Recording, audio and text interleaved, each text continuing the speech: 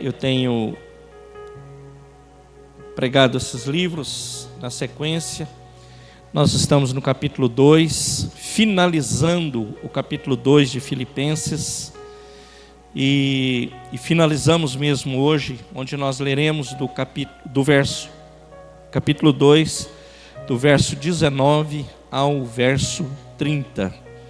É esse o texto que nós leremos hoje.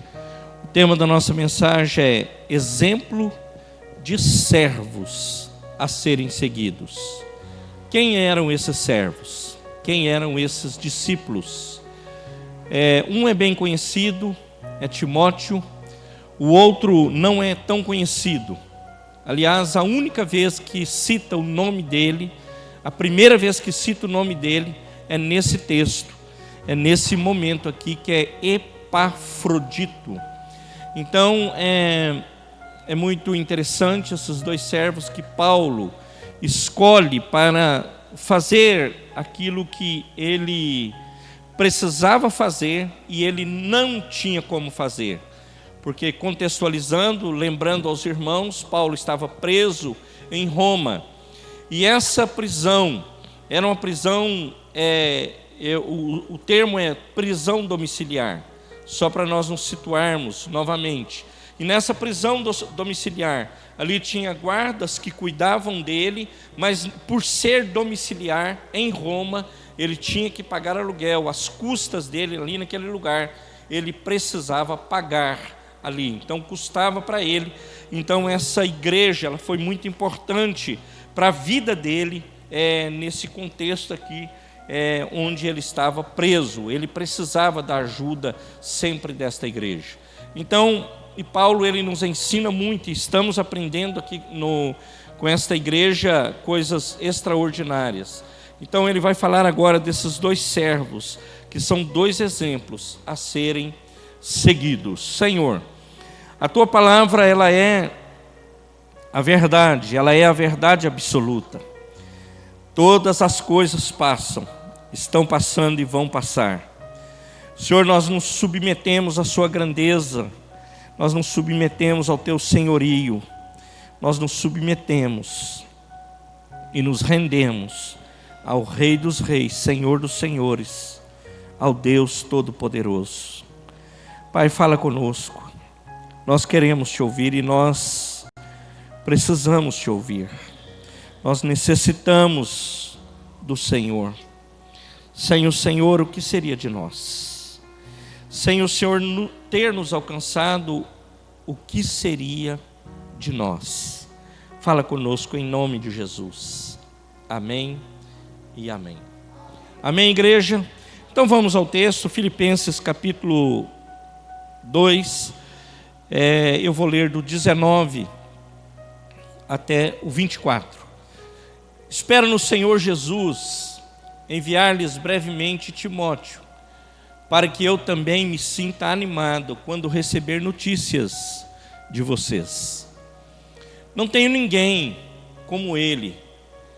Tenha sincero cuidado por vocês, pois todos buscam os seus próprios interesses, não os de Jesus Cristo. Vocês lembram que Paulo tratou muito isso, meus irmãos. Ele viu pessoas procurando os seus interesses, ele tratou nos versículos anteriores, mas não os interesses de Cristo, não estavam interessados. E ele achou Timóteo e achou Epafrodito. Vocês, porém, sabem que Timóteo foi aprovado, porque serviu comigo no trabalho do Evangelho, como um filho ao lado do Pai. Portanto, é ele que espero enviar tão logo me certifique da minha situação. Eu não sabia o que ia acontecer com ele, estava preso. Confio no Senhor, que em breve também poderei ir. Depois nós continuamos lendo o texto. Então, meus irmãos, o contexto aqui é o seguinte: eles estavam indo para o fronte. Eu vou citar os dois, mas nós só lemos o Timóteo até agora. Eles estavam indo para o fronte. Eu quero que vocês imaginem o seguinte: há mais ou menos 3 anos atrás, no Afeganistão, Cabul é a capital do Afeganistão, o Talibã retomou a cidade de Cabul, e o Estado Islâmico tomou. E eu não sei se vocês lembram de uma cena muito divulgada, quando os moradores da cidade, eles queriam de toda forma sair lá de Cabul, sair do Afeganistão, tomar um avião, tomar alguma coisa e sair. Nós vimos que muitos foram para as fronteiras de pé, fugiram de alguma forma. Nós vimos uma cena de um avião que, quando disseram que ele subiu, ele não subiu. As pessoas subiram no avião, em cima dele, nas asas, nas rodas, para fugir de lá. Tamanho era o medo deles, do Talibã, que é essa milícia terrível que iria destruir, e está lá, né? Hoje tem o poder lá do Afeganistão. Então, meus amados, esse cenário era mais ou menos assim. É como se nós fôssemos chamados, algum de nós aqui, e fosse dito a nós: olha aqui, tem uma passagem para você agora, e você vai para o Afeganistão. Lá tem um pastor, um missionário, um evangelista que precisa da sua ajuda, e você está sendo enviado para lá. Isso, meus irmãos, é exatamente o que está acontecendo com os dois. Exatamente. Eles iriam para algo que era uma batalha brutal, e nós falaremos sobre isso depois. Não é batalha, meus irmãos, a batalha é espiritual, não é carnal. Não é uma batalha física. Não é batalha de foice, de lança, de espada, de canhão. Não. Era outra coisa, é espiritual a prosa aqui. E eles foram enviados desse jeito. Então eles foram um exemplo a ser seguido. Eu li uma história muito interessante hoje. Há uma cidade, uma igreja no Novo México, ali no Novo México. E esta igreja, ela está em Santa Fé, no Novo México, e ela tem uma entrada. A porta da igreja tem uma entrada, só uma entrada, não tem duas. Nós conhecemos pessoalmente a de Belém, que está em Israel, que é muito interessante. A igreja é gigante, pensa numa igreja grande. E na igreja está lá, a porta, ela é pequenininha. Toda vez que você entrar na igreja que está em Belém, você tem que agachar para entrar, para dizer que lá quem é grande é Deus e não é você. Lá em Santa Fé, no México, meus irmãos, no Novo México, tem essa igreja que tem uma porta. E na igreja está escrito, na entrada da igreja, entrada do servo, ou entrada de servo. A única entrada é porta do servo. Para que isso? Esse é o modo de lembrar, meus irmãos, que todo crente,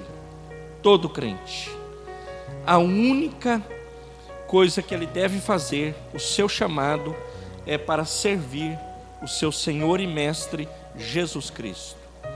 Todo cristão recebe a titularidade, não é reserva, é um papel vital de cumprir e servir a Cristo. Então, meus irmãos, é esse o nosso chamado. Se dissesse qual o seu único chamado, o seu chamado é servir a Cristo. Se você tiver um único, é servir a Cristo. Agora tem uma coisa, meus irmãos: o cristão que não serve, ele é uma contradição. O que é contradição? Meus irmãos, é fumaça. Ele só parece, mas ele não é. Então, eu tomo a Bíblia, boto ela debaixo do braço, quem usa ainda a Bíblia, toma a Bíblia, coloca ela debaixo do braço, vou para a congregação, vou à celebração, vou ao culto, e volto. É uma fumaça. Então é uma contradição total. Fala, rapaz, E vai chegar a hora, meus irmãos, que nós seremos também julgados por isso. Nós daremos conta dos nossos atos aqui. Então, meus irmãos, Paulo, ele nos dá esses dois exemplos de homens abnegados, que largaram todas as coisas para servir ao Senhor Jesus. Então, meus amados, eles deixaram tudo.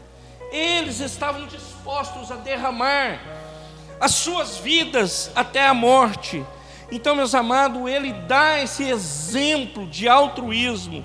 Timóteo e Epafrodito. Altruísmo, eu já falei aqui alguns cultos atrás, é amor ao próximo, é desprendimento, é abnegação. Não estou conseguindo falar hoje. É eu deixar o que é meu, é eu largar o que é meu por conta do próximo, é eu deixar o que diz respeito a mim para servir o outro, para abençoar o outro, para alcançar o outro, para ser bênção na vida do outro. Então, meus amados, entre os companheiros de Paulo, ele não encontrou mais ninguém. Timóteo era o único em seu cuidado que tinha esse amor pronto a servir, a alcançar, a abençoar. Timóteo era o único que seria usado e abençoado para levar essa palavra, cuidar desse povo, abençoar esse povo, levantar esse povo e dar a eles eles precisavam. Então, meus amados, ele precisava enviar alguém de confiança, e ele acha Timóteo, e ele acha Epafrodito para tal. Então, meus irmãos, esse é realmente uma missão abençoada, e esse é também um grande elogio a Timóteo, porque ele fala no texto: eu não encontrei outro como Timóteo, eu não achei outro como Timóteo. Então o jovem Timóteo, no meio de tantos que podiam fazer, ele disse: eu não achei outro como Timóteo. Então, meus irmãos, e os outros? O que é que aconteceu? E os demais? Essa, meus irmãos, eu penso que é uma do que nós falaremos aqui, uma das reflexões que nós devemos fazer. Os outros, Timóteo foi o único e Epafrodito que foram achados dessa forma. Eles foram engolidos pelos oceanos, ou pelo oceano dos seus próprios interesses. Eu já disse aqui, oceano do próprio interesse. Desenhe para mim, pastor.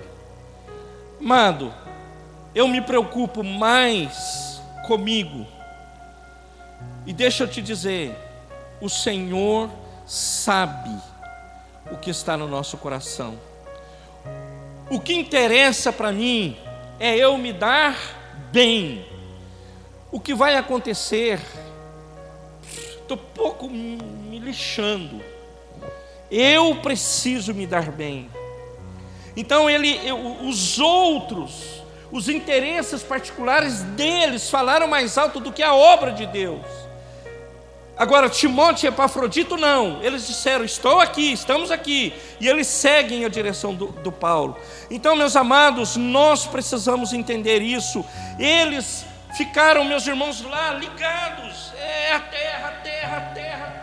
a terra, o que é, eu vou mexer aqui, vou cuidar aqui, os cuidados dessa vida, meus irmãos, afundou os outros. Mas Paulo e Epafrodito olharam para a missão e cumpriram a missão. Eles tinham tempo para tudo, menos para as coisas de Cristo. Eu pensava ontem, quando eu falava sobre tempo, quando eu cheguei na igreja. Eu cheguei ainda, não tinha carro quando eu cheguei. Meus amados, nós chegávamos, eu ia no culto terça, quinta, sábado, domingo de manhã, domingo à noite. Essa era a minha rotina. E quando não, sábado, nós tínhamos algum evangelismo, uma visita, uma comunhão, um churrasco, um tempo de comunhão, de celebração. E ia, meus irmãos, com maior alegria, e graças a Deus por isso, e louvo a Deus por isso, e sei que outros tantos fizeram a mesma coisa. Hoje, Qual a frase que nós, enquanto igreja, mais ouvimos? Não tenho tempo. Não tenho tempo. Não tenho tempo. Não tenho tempo. Porque, meus irmãos, o tempo é dado para muitas coisas, menos para Deus.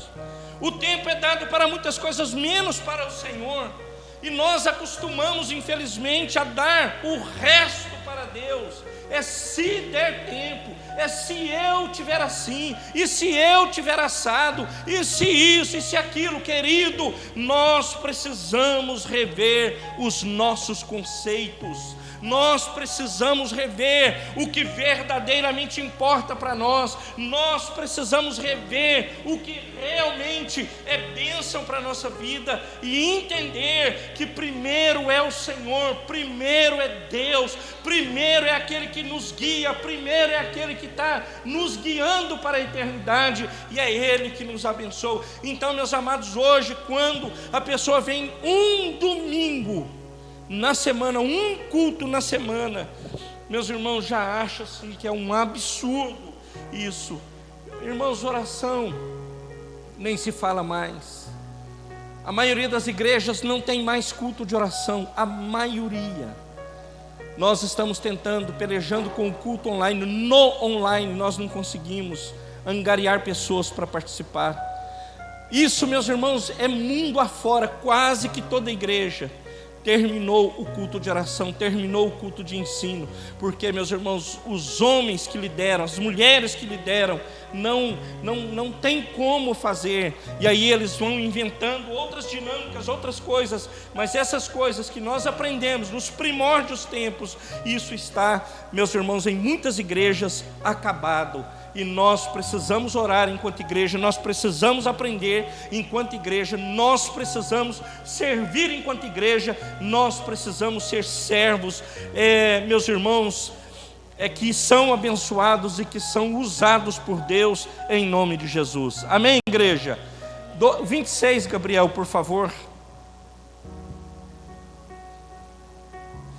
Ao observar, então, eu ia ler aqui.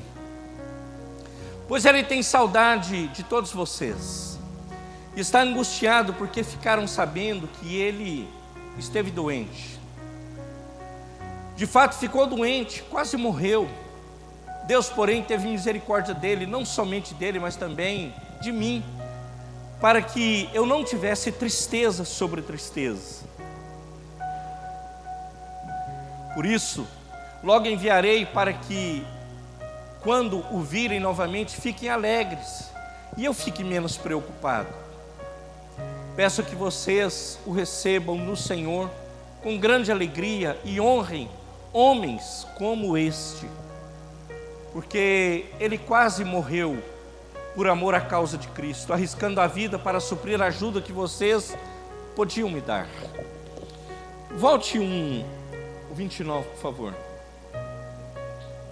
Hoje eu falei pela manhã que nós, brasileiros, nós não temos a cultura da honra. Nós não cultivamos isso. A maioria dos brasileiros, a maioria, não honra ninguém.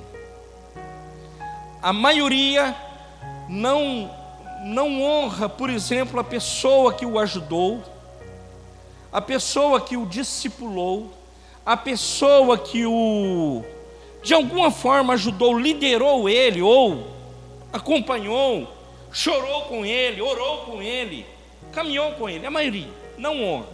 Nós não temos a cultura da honra. Se você fizer uma análise bem rápida, o que você mais vê no Brasil, os brasileiros no geral, é um querendo tirar o outro dessa posição para que ele assuma. Então a palavra bem popular é tirar o tapete do outro para que ele vá. Isso não é de Deus, irmãos. Isso não é de Deus. Ele fala assim: peço que vocês o recebam no Senhor com grande alegria e honrem homens como esse. Quem era esse homem? Epafrodito. Ele está falando à igreja de Filipos: honre esse cara, honre por conta do que ele fez, honre-o por conta daquilo que ele está fazendo. Então, meus irmãos, nós sabemos que ele estava preso em Roma e que ele necessitava de recursos, e que ele necessitava disso, e a igreja disponibilizou esses dois para que eles levassem o recurso. Agora, logo ali, meus irmãos, 2 ou 3 anos depois, Nero já começava a perseguição da igreja. Nero colocaria fogo em Roma e colocaria a culpa nos cristãos. Então o negócio já estava fervilhando em Roma, e ele manda os caras para lá. Por isso que eu citei Cabul, no Afeganistão. Então, meus irmãos, era mais ou menos isso. Ele falou: é lá que esses caras vão, que a igreja estava enviando para Roma, nesse contexto, porque lá que Paulo estava preso. Então, meus amados, ele fala: olha para esse cara, olha para eles, honre a vida deles. Então, meus irmãos, esse recurso precisava chegar a Paulo. Por quê? Ele pagava aluguel, ele estava em Roma e ele tinha lá as suas coisas que ele precisava do seu dia a dia, do seu cotidiano. Agora, o que acontece com esse cara? Com Epafrodito? Ele adoece, ele se dispõe a ir e ele adoece. Agora preste atenção. Eu disse aqui, quando eu orei no início aqui, a igreja, meus irmãos, tem pessoas equivocadas com a igreja. Acha que a igreja é um parque de diversões, que é um lugar para me sentir bem, para me sentir confortável e ponto final. Um shopping center, um lugar de passeio.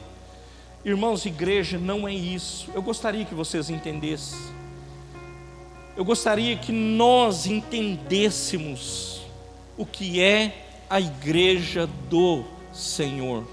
O que é a igreja? Qual a importância da igreja na sociedade que nós estamos? Qual a importância da igreja, meus irmãos, no mundo em que nós estamos? Ela não é esse parque de diversão.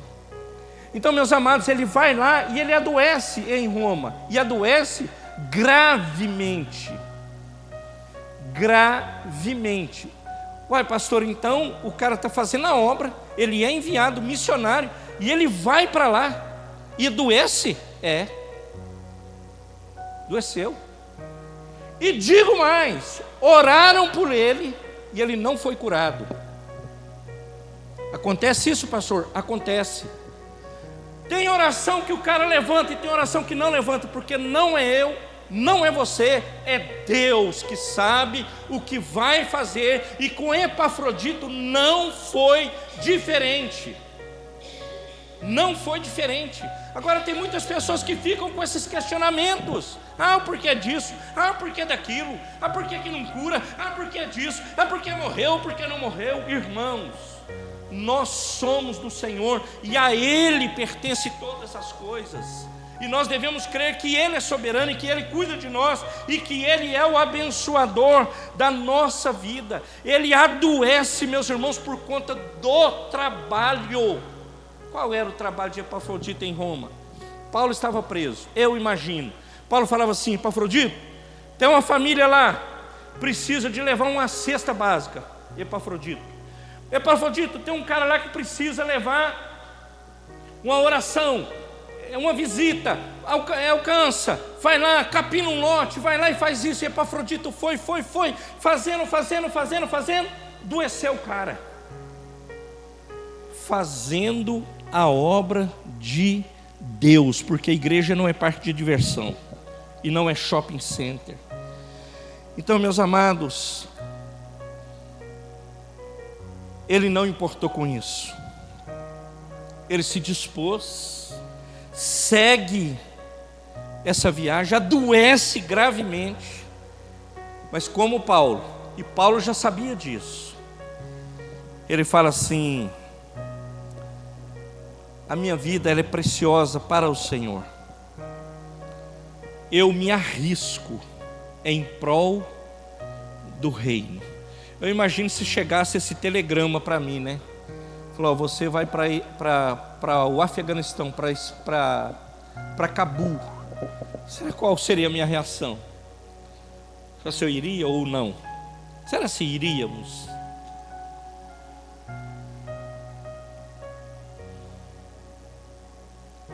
Aí ele vai dizer no texto: meu irmão, cara, é muito top isso.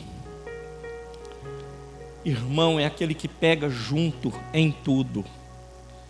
Eu não gosto dessas historinhas que ficam assim, você lembra da igreja lá? Irmãos, a igreja é hoje, a igreja é viva. E hoje está nas nossas mãos e nós temos a responsabilidade, todos nós, de seguir em frente com aquilo que o Senhor confiou a nós. Todos nós, não é o pastor. Mas eu lembro daquele tempo, meus irmãos, que nós era dessa forma. Nós íamos para as reformas, íamos todos. Ia para limpar o banco, ia todos. Ia para a pintura, ia todos. Ia mudar o pastor, ia todos. Ia fazer um mutirão na igreja, ia todos. Ia carregar terra para construir, ia todos. Irmão é garrado. Essa historinha de irmão que malemar cumprimenta não funciona, irmãos. Irmão é o que compartilha a vida conosco. Irmão é uma pessoa que nos orgulha, que nos dá orgulho de dizer, é meu irmão. E ele fala, meu cooperador e companheiro. Cooperador e companheiro é o que pega junto em tudo. Tocou a trombeta, eu estou dentro.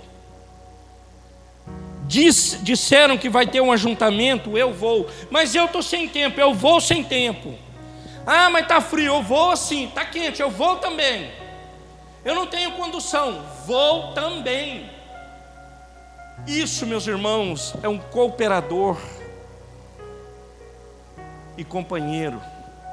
Ele está sempre junto, está sempre presente. Ele traz alívio para nós. Irmão, muitos pesos que carregamos é porque, por vezes, nós não falamos com ninguém, nós não falamos com ninguém, nós não dizemos nada. O nosso negócio, meus irmãos, é ficar olhando o TikTok. Desculpe usar essa coisa tão... Me perdoe, mas é só como exemplo. Irmãos, nós somos amigos de lutas. Ser amigo de luta é chorar com os que choram, alegrar com os que se alegram. É ser leal, é ser verdadeiro. Um amigo, ele conhece tudo, ele sabe das nossas lutas. E é capaz de nos ajudar a enfrentar todas elas. Jesus ele nos chama, de amigos. Lá em João 15:15. Então, meus amados, nós precisamos entender isso. Versículo 30, e eu vou para o encerramento. A palavra do Senhor, ela fala assim, porque ele quase morreu. Está ali, né? Porque ele quase morreu por amor à causa de Cristo, arriscando a vida para suprir a ajuda que vocês não podiam dar. Então, meus amados, a doença dele, que ele contraiu, era exatamente por conta do serviço incansável a Cristo. O cara adoeceu servindo a Cristo. Então, meus amados, eu quero que você adoeça? Não. Eu quero ficar doente? Também não quero. Agora, meus irmãos, pensa o valor que isso tem diante de Deus, diante os olhos do Senhor. Querida igreja, queridos irmãos, é melhor para todos nós você queimar por Jesus do que você enferrujar. E infelizmente, hoje vivemos numa geração, em um mundo, o contexto que nós estamos vivendo, são muitas pessoas enferrujadas. Enferrujadas na adoração, enferrujadas na comunhão, enferrujadas para o aprendizado, enferrujado para dar um passo mais de coragem, enferrujado para o evangelismo, enferrujado para o discipulado. É melhor queimar por Cristo do que ser um enferrujado. É isso que acontece com Epafrodito. É melhor morrer a serviço de Jesus do que ser contado em uma mera estatística. O que é mera estatística? Por exemplo, nós temos o censo no nosso país. Aí lá diz assim, eles vão lá na sua casa e perguntam, qual a sua religião? Você fala. A sua? Você fala. E eles vão fazer uma estatística. Falou, no Brasil nós temos 20%, 25%, 30% é o que dizem hoje, 25% de cristãos, o que eu não acredito. No Brasil, eu não acredito. E aí, meus irmãos, eu estou na estatística, mas só na estatística, e mais nada. Ninguém sabe que eu sou igreja, ninguém sabe que eu sou discípulo, ninguém. Eu estou na estatística. Então, meu amado, minha amada, é melhor morrer por Cristo, na obra de Cristo, do que estar em uma estatística. É melhor, meus irmãos, muito melhor. Então, que eu e você possamos queimar por Jesus, que eu e você possamos queimar pela obra de Cristo, que eu e você possamos queimar por amor àquilo que o Senhor tem dado às nossas vidas a cada dia. Não sejamos crentes, me dê a liberdade de usar essa frase, sermos crentes enferrujados em todos os aspectos, em tudo nós somos enferrujados. Não, eu não quero mais, eu já... Parecendo o Chaves, crente Chaves, né? Lá do personagem mexicano. Irmãos, nós precisamos olhar para a obra de Deus e entender que nós fomos chamados e nós somos contados como pessoas que têm uma responsabilidade, e está nas nossas mãos a cumprir o que o Senhor Jesus nos entregou, tem nos ajudado, tem nos abençoado. Então, meus amados, nós aprendemos com Timóteo e Epafrodito que eles não buscaram os seus interesses, e eu disse aqui no início, mas eles buscaram o interesse de Cristo, o que Cristo interessava para ele, não o meu interesse próprio, não eu me dar bem. Nós precisamos estar disponíveis para Deus acima dos nossos interesses. Nós não podemos deixar ser dominados pela nossa vontade. Irmãos, todos nós, eu sou um homem natural, eu também me canso, eu tenho fome, tenho sede, eu tenho desânimo, tudo isso, tudo o que você tem eu tenho, e às vezes até mais, porque eu já passei dos 50, e bem, só que, meus irmãos, eu não posso deixar com que isso esteja acima da vontade de Deus. A minha vontade esteja acima da vontade de Deus. Não pode ser. Irmãos, pense comigo de novo. Se Jesus voltar hoje, pensa comigo, você garante que você está salvo? Você garante? Pense nisso, irmão. Você tem que pensar nisso. O nosso negócio não é nos dar bem aqui, meus irmãos. O nosso negócio é nos dar bem na eternidade. Nós estamos aqui para ser salvos. Nós estamos aqui para ter uma vida muito melhor do que essa aqui. Essa aqui é passageira, muito rápida. Ela vai acabar. Vai terminar para todos nós. Não tem jeito. E morre pobre e morre rico.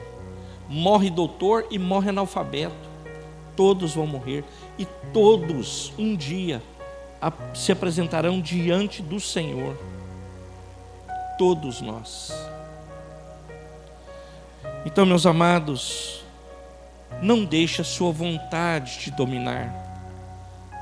A vontade, diferente lá, nós aprendemos com o Jonas, né? Jonas, o Senhor fala com ele, vai aqui, o cara vai para lá. Jonas, não é para você ir para lá, cara. Não é para você ir para lá, é para cá.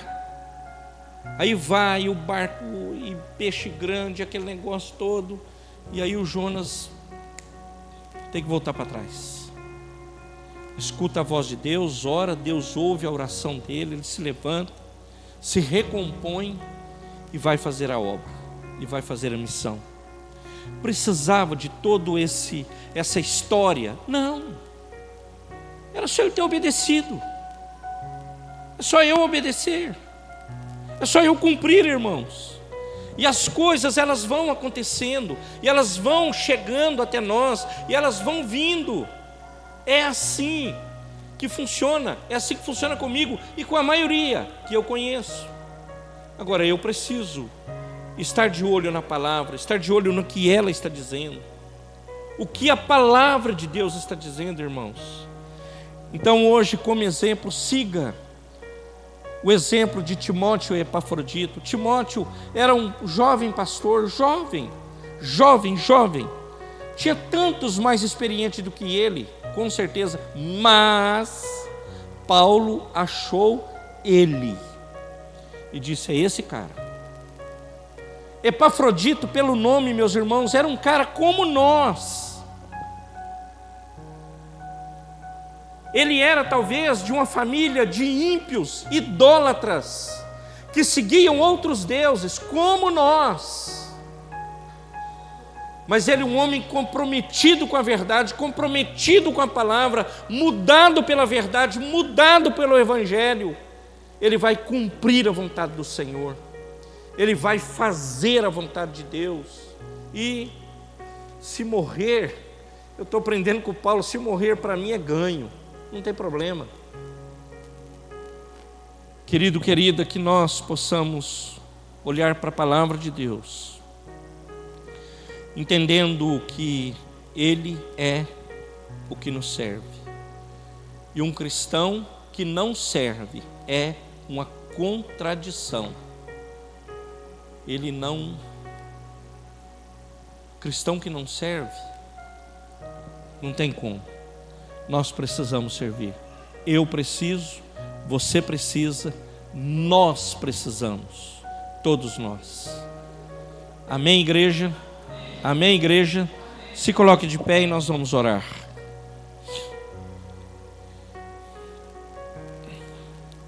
Senhor,